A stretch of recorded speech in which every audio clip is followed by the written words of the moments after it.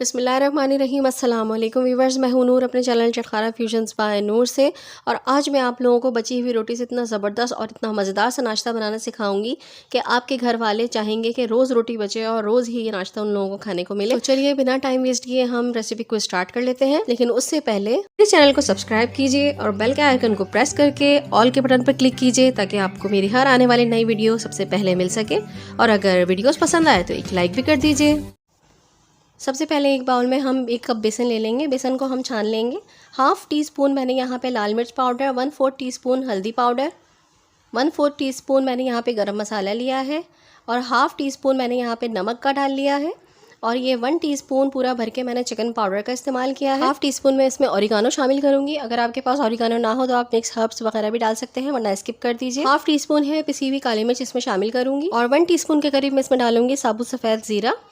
और ये एक बड़ी मोटी वाली जो हरी मिर्च होती है वो बारीक काट के हम इसमें शामिल कर देंगे और इन तमाम चीज़ों को अब मिक्स कर लेंगे विस्कर की मदद से। अब थोड़ा थोड़ा पानी डाल के मैं इसको फेंटना शुरू करूँगी। हमें इसका गाढ़ा सा बैटर तैयार करना है, ज़्यादा पतला नहीं करना है, इसलिए हम इसमें थोड़ा थोड़ा पानी ऐड करेंगे और इसको मिक्स करते जाएंगे।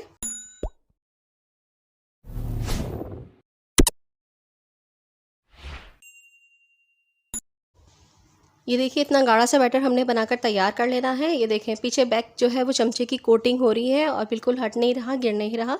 ये इसकी पहचान है कि इतनी कंसिस्टेंसी हमने इस बैटर की रखनी है। अब हम एक पैन ले लेंगे। पैन में तकरीबन 2 टेबलस्पून के करीब मैं ऑयल स्पिल करूँगी और इसको एक ब्रश की मदद से हम फैला लेंगे। अब इस पैन के ऊपर हम बची हुई रोटी रख देंगे इस तरह से। फ्लेम को हम लो पर रखेंगे ताकि रोटी हमारे नीचे से जले नहीं और सिके नहीं ज़्यादा। अब हम क्या करेंगे, जो हमने बेसन का बैटर बनाया था ना, वो बैटर हम इसके ऊपर अच्छी तरह से स्प्रेड कर देंगे। बैटर को हम कोनों कोनों तक स्प्रेड करेंगे अच्छी तरह से। ये देखें इस तरह से हमने बैटर को स्प्रेड करना है। ये इतना मज़ेदार सा स्नैक बनके तैयार होता है कि अगर आपके घर में रोटी बची हुई होगी ना, तो रोज़ आपके घर वाले कहेंगे कि अगर रोटी बची हुई है तो ये बना दिया जाए, उनको ये दे दिया जाए। बेवक्त की भूख मिटाने के लिए बच्चे खेल कर आते हैं शाम में, उसके लिए भी बहुत ज़्यादा मज़ेदार और बहुत ज़्यादा क्विक बनने वाली ये रेसिपी है और बच्चे खुश भी हो जाएंगे, खाएंगे, मज़े से खाएंगे और खुशी खुशी खाएंगे। फ्लेम को हमने लो पर ही रखना है और लो फ्लेम पर ही हमें इसको पकाना है।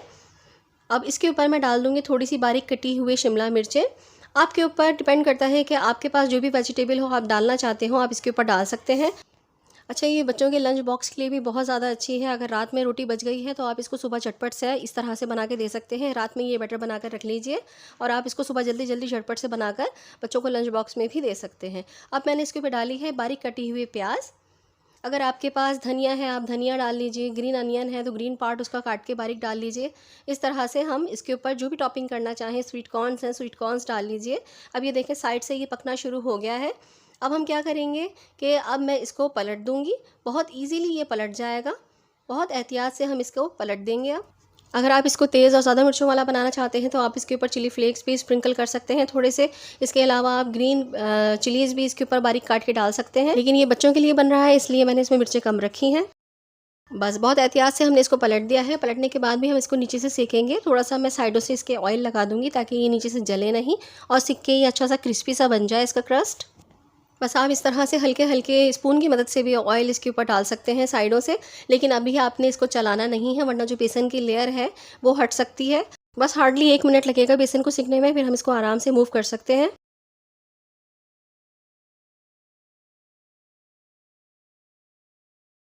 ये देखिए बेसन हमारा नीचे से जो है वो सिक चुका है और कितनी आसानी से ये मूव भी कर रहा है। अब नीचे से हम चेक कर लेंगे कि ये अच्छी तरह से क्रिस्पी हो गया है कि नहीं, सिक गया है कि नहीं, कच्चा नहीं रहना चाहिए इस लेयर को। फिर हम इसको पलट लेंगे और इसकी टॉपिंग करेंगे। इसको स्पून या स्पैचुला की मदद से हल्के हल्के प्रेस करके अच्छी तरह से हम इसको सेकेंगे। नीचे से जो बेसन की लेयर सिक जाएगी तो हम इसको दोबारा से टर्न कर देंगे। ये देखिए बेसन कितने अच्छे तरीके से सिक चुका है इसके ऊपर।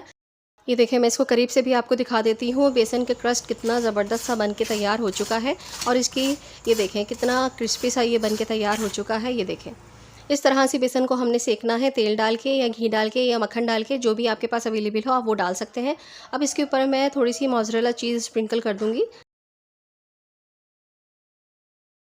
चीज़ स्प्रिंकल करने के बाद मैं इसके ऊपर क्यूब में कटी हुई थोड़ी सी शिमला मिर्चें इस तरह से लगा दूँगी टॉपिंग के ऊपर।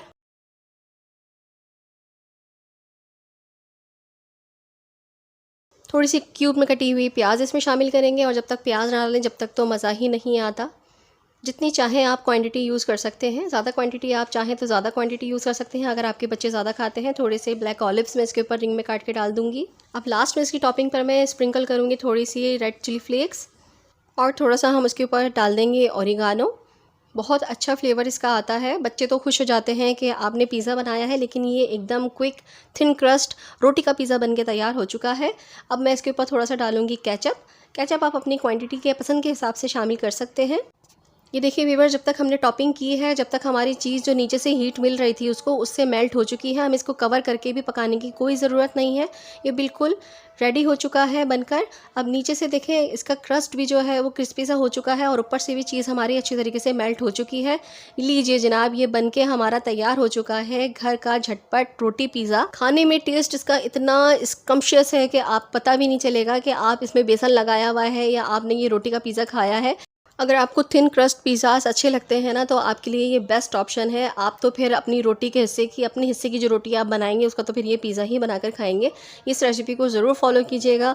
बहुत अच्छी रेसिपी है। बची हुई रोटी का बहुत अच्छा यूज़ है। बची हुई रोटी से और भी मैं आप लोगों को जो है वो रेसिपीज़ बताऊँगी आगे आने वाली अपनी वीडियोज़ में इंशाल्लाह ताला। सो व्यूअर्स, अगर मेरी ये रेसिपी पसंद आई है तो मेरी रेसिपी को लाइक कर दीजिए और आगे शेयर भी कर दीजिएगा। ये देखिए मैं आपको उठा के भी दिखा देती हूँ कितना ज़बरदस्त सा ये पिज़्ज़ा बनके रेडी हो चुका है। अगर मज़ीद अच्छी और यूनिक सी रेसिपीज़ आप देखना चाहते हैं तो मेरे चैनल को ज़रूर सब्सक्राइब कीजिएगा। इसके साथ साथ बेल का आइकन भी प्रेस कर दीजिएगा ताकि हर आने वाली नई वीडियो नोटिफिकेशन की सूरत में आपको मिल सके और आपसे कभी मिस ना हो। जब तक के लिए नूर को अपनी दुआओं में ज़रूर याद रखिएगा। अल्लाह ताला आप सबके रिज़्क़ में भी बरकत अता फरमाए। आमीन सुम्मा आमीन। तो चलिए फिर इजाज़त दीजिए। अल्लाह हाफ़िज़। अल्लाह निगहबान।